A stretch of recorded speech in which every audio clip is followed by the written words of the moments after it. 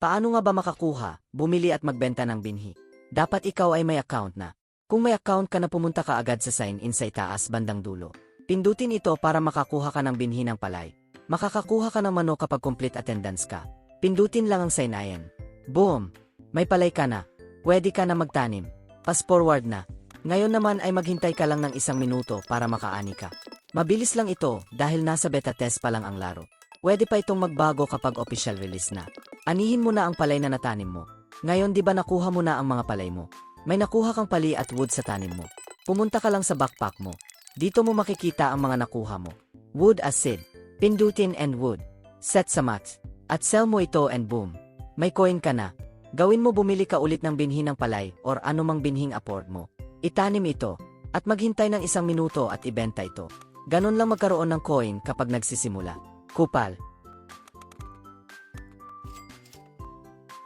May libreng cashback at sweldo pag sumali ka sa Team Pinoy Paid. Okay.